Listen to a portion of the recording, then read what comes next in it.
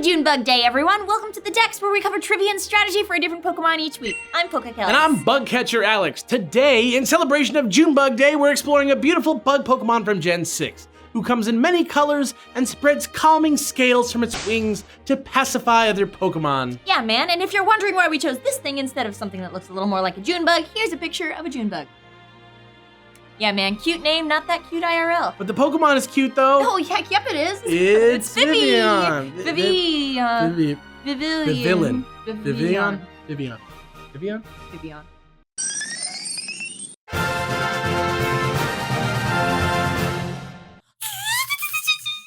Vivillon's the scale Pokemon from the French-inspired Kalos region of Gen 6. In fact, its name is actually a mix of the English word vivid, which means brightly colored, and papillon, the French word for butterfly. And it totally is a brightly colored butterfly. Vivillon comes in one of 20 different color variations, which aside from the odd event giveaway, were determined by the actual geographical location of the player that caught it. Even if it's traded before evolving, it always carries that history with it, so you really had to trade to get them all. So cool. This sort of plays into the larger theme of Gen 6, making friends with Pokemon trainers around the world. And in fact, Game Freak even released a special Vivillon coloration, the Fancy pattern, as a reward for all players reaching 100 million trades on the GTS. It even had a special move called Hold Hands, which did nothing, but was a cute symbol of friendship and cooperation. Scales are a big part of the whole Vivillon line, and in our world, insects with scales on their wings belong to the order Lepidoptera, which literally means scaly wing. The scales on butterfly wings are actually more like modified flattened hairs, but either way, they help the delicate butterflies with thermoregulation by insulating them from extreme heat and cool. Also, butterfly and moth scales sit on top of the wing membrane and are adhered to only very loosely, so they fall off pretty easily. And this actually doesn't hurt the butterfly. It's actually a big misconception butterflies die when you touch them because you rub off all their scales. It's not how it happens. Yeah, that isn't quite true, but you still gotta be really careful because the wing membrane itself is really fragile and it's pretty likely that you'll damage it permanently if you touch it, so maybe just let them be, yeah? Yeah, and speaking of those pretty wings, it's time for this week's ridiculous segment, which I'm extra excited for right now because the title card looks so dang good. Oh yeah, that is a great title card. Ladies and gentlemen, it's color decoded.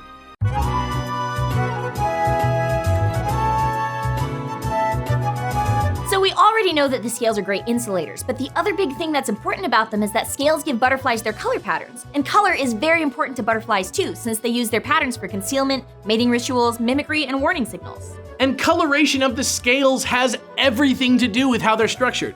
Every scale has an upper and lower lamina. The lower one is smooth to help it lie flat against the wing, but the upper lamina is intricately structured and textured to reflect light and actually create colors. First of all, like in most creatures, scales are pigmented by melanin, a natural pigmentation from an amino acid within our cells. For butterflies, this makes up the blacks and browns in their patterns, but that's just the tip of the iceberg.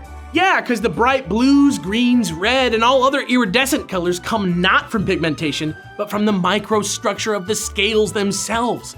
That's because they exhibit something called a photonic crystalline structure, which means that when light hits the scales, it scatters the photons till they're as incandescent as opals or peacock feathers. And it's not just other butterflies that can appreciate these beautiful scales. Artist Henry Dalton actually made microscopic art mosaics out of butterfly scales that were about the size of a pencil tip. I've seen these in real life at the Museum of Jurassic Technology in LA, and let me tell you, that is a weird museum.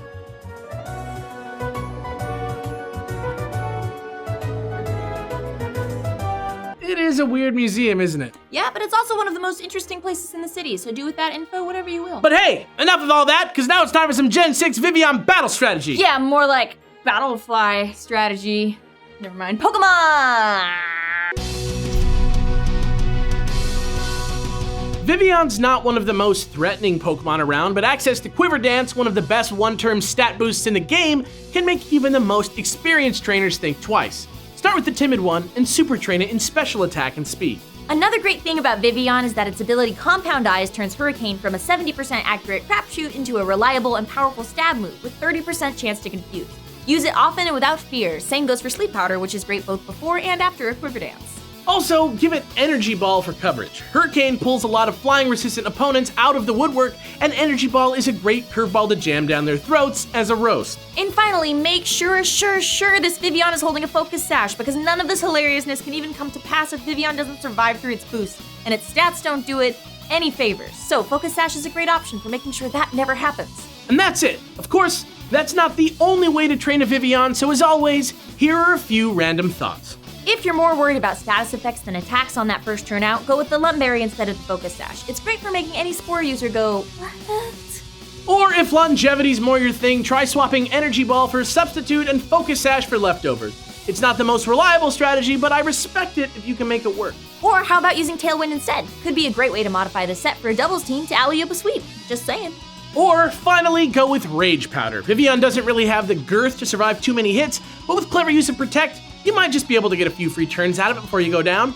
And that's it, Vivillon! Happy Junebug Day. Let's never look at another picture of one again. For some more current Dex content, click here to hear the most recent episode of the Dex podcast with Kellz, Jimmy, and I. Or if bug type trivia and strategy is more your thing, maybe think about clicking here. Yeah, and subscribe if you haven't already. Thank you for watching, guys. We couldn't do this without you. I'm PokeKellz. And I'm Bugcatcher Alex. Tune in next week for another muddy episode of The Dex.